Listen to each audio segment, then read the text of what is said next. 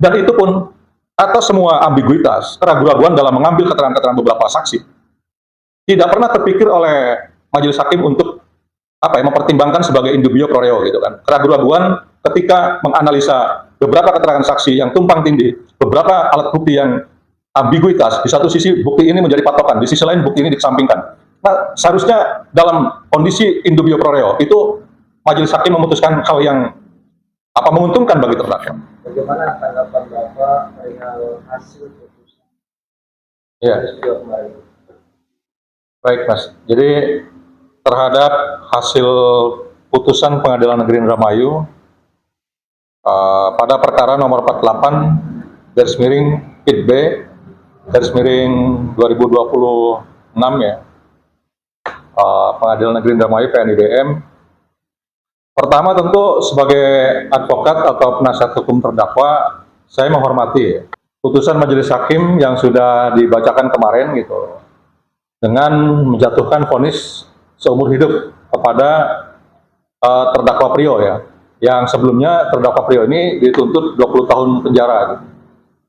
Nah, memang ini di luar ekspektasi saya sebagai kuasa hukum atau sebagai advokat terdakwa gitu terkait dengan putusan ini, karena JPU saja menuntut 20 tahun penjara gitu kan. Namun majelis hakim menghukum dengan ultra petita gitu, sehingga vonisnya seumur hidup. Nah, tentu dari sisi normatif saya menghormati ya putusan itu. Namun tentu sebagai advokat yang berdasarkan undang-undang sebagai penegak hukum gitu kan, dan sama hakim juga tentu menyebut dirinya sebagai hakim itu berdasarkan undang-undang kehakiman gitu. Namun mereka adalah aparat sipil negara atau ASN. Begitu juga halnya dengan jaksa gitu kan, mereka statusnya berdasarkan undang-undang sebagai penuntut umum.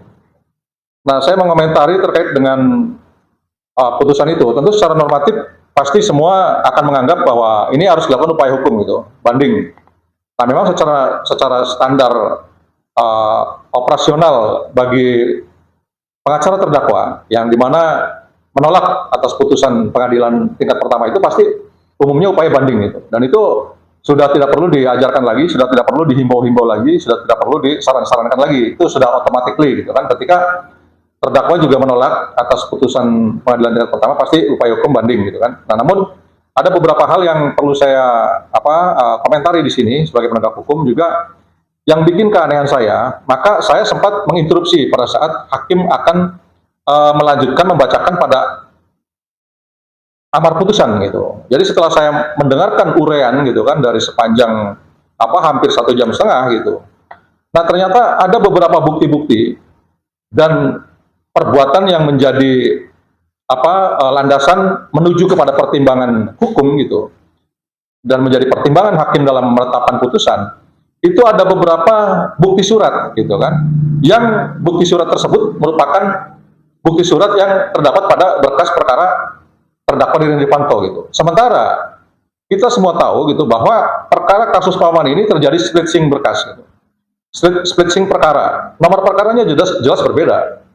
Nomor perkara 47 dengan nomor perkara 48. Nomor perkara 47 adalah nomor perkara terdakwa Ririn Rifanto, dan nomor perkara 48 adalah perkara terdakwa terhadap Prio Bagus Setiawan.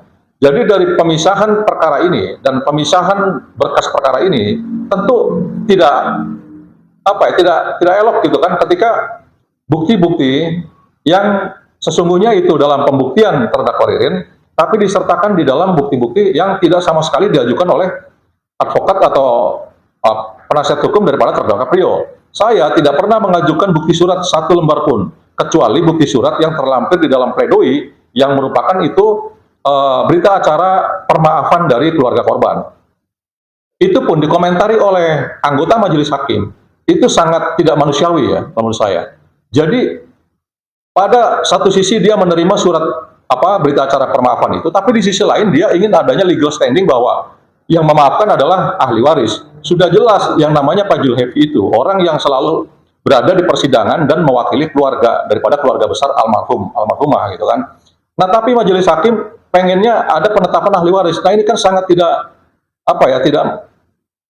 manusiawi gitu, tidak elok gitu kan, dimana secara implisit berarti majelis hakim ini ingin ada proses penetapan ahli waris dulu, dimana keluarga semua sedang berduka dan sedang menggapai keadilan terhadap keluarganya yang telah dibunuh gitu kan. Nah tapi majelis hakim menjelaskan, mengomentari daripada surat berita acara permaafan itu dengan aspek formil gitu, harus ini jelas legal standingnya. Nah itulah satu-satunya bahan, satu surat gitu kan yang saya lampirkan di dalam berkas pledoi saya, dan itu masih dikomentari dengan sangat tidak berlandaskan hukum gitu, sangat a priori gitu kan, sangat tendensi kalau menurut saya, karena dia ingin ada penegasan penetapan ahli waris. Nah kemudian dari bukti-bukti surat yang dilampirkan itu kita biasanya memang menggunakan kode T gitu kan, karena kita sebagai terdakwa dipersamakan dalam gugatan perdata itu sebagai tergugat gitu kan. Kodenya T sekian, yang isi suratnya adalah laporan ke Divisi Propam Mabes Polri, kemudian SP2HP dari Mabes Polri, kemudian juga ada beberapa dokumen Pak Aman Yani gitu kan, dari mulai KTP, dari mulai foto-foto gitu kan, Pak Aman Yani yang pada saat itu masih bekerja di BJB, dan itu entah dari mana, karena saya sebagai pengacara daripada Priyo Bagus Setiawan, terdakwa Priyo Bagus Setiawan, itu tidak pernah menyampaikan bukti surat yang seperti itu. Jelas ini adalah bukti-bukti surat yang kita tahu bersama, itu adalah surat yang diajukan oleh pengacara daripada Ririn Rifanto di dalam persidangan. Untuk apa gitu, ngapain diterapkan di dalam bukti-bukti surat yang pada akhirnya menjadi pertimbangan hakim gitu pada berkas berkas putusannya terdakwa Priyo Bagus Setiawan. Nah ini sangat aneh kalau menurut saya.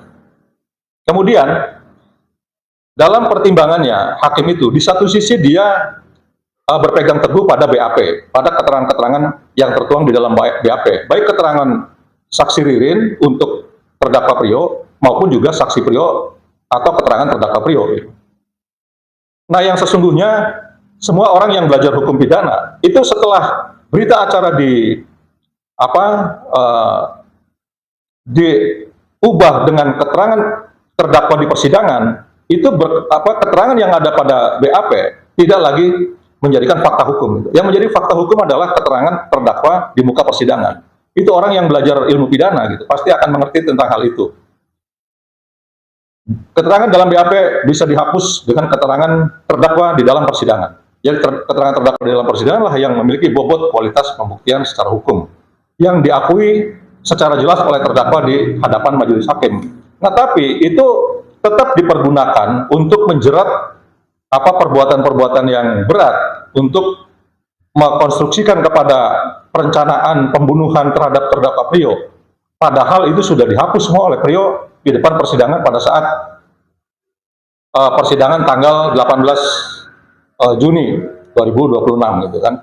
Nah, di sisi lain keterangan terdakwa Priyo di dalam persidangan pun itu dipergunakan, yaitu pada saat Priyo menjelaskan tentang keberadaan TKP atau locus delicti, tentang tempat di mana almarhum Budi dilakukan penghabisan nyawa, dilakukan penghilangan nyawa itu di kios, dan itu dipergunakan di dalam pertimbangan. Kemudian juga terkait dengan penemuan Palu, itu juga dimasukkan di dalam pertimbangan. Artinya ada ambiguitas gitu, ada ketidakkonsistenan hakim dalam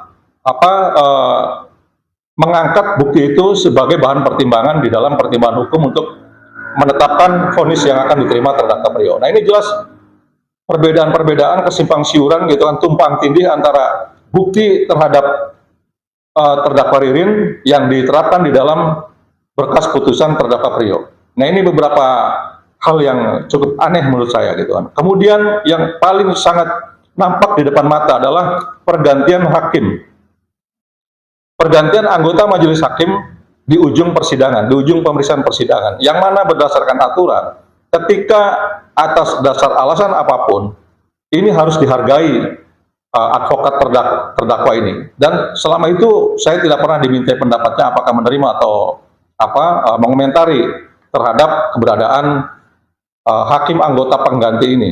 Dan seyogianya ini harus diulang pemeriksaannya, karena seorang hakim dalam memutuskan perkara, dalam menjatuhkan vonisnya, itu harus betul-betul dia adalah 3 orang majelis hakim yang melihat langsung, mendengar langsung apa yang berkembang di dalam persidangan, baik itu keterangan saksi, fakta-fakta yuridis, bukti-bukti, dan keterangan para terdakwa atau terdakwa.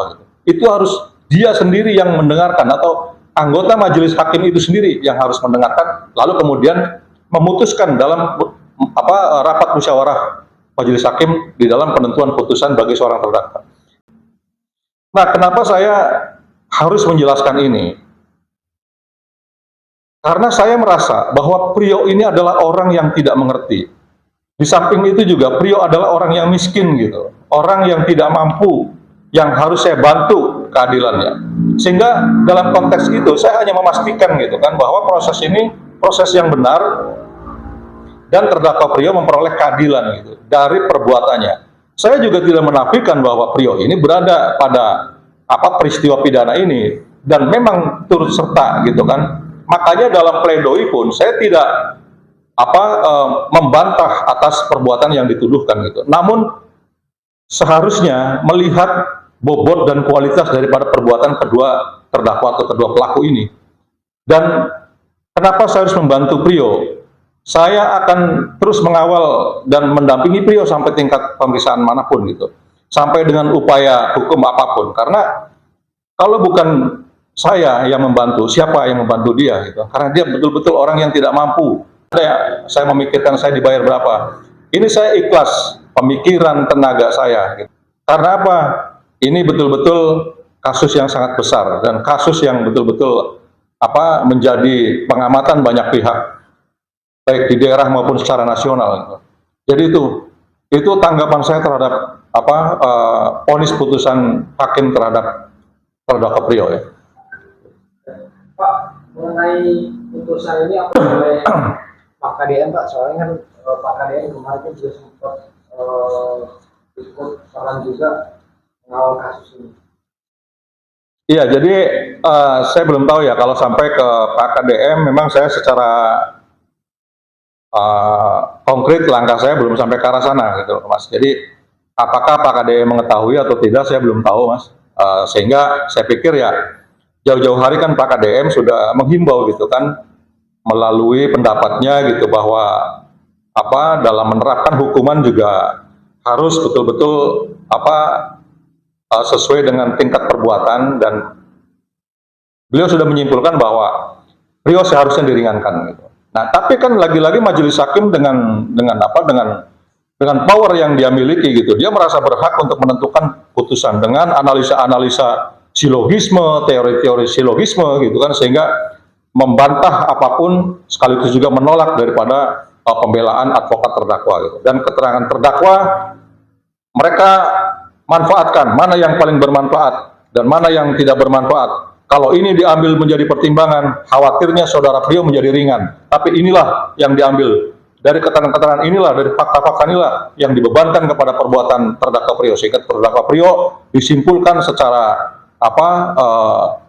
yuridis gitu kan, memenuhi unsur perencanaan, di samping juga turut serta, dan pada pasal 459 itu tidak pernah ada pertimbangan apapun, sehingga kelihatan seperti normatif gitu dalam menjatuhkan vonis seumur hidup. Inilah yang saya kritisi gitu sebagai sama-sama penegak hukum gitu.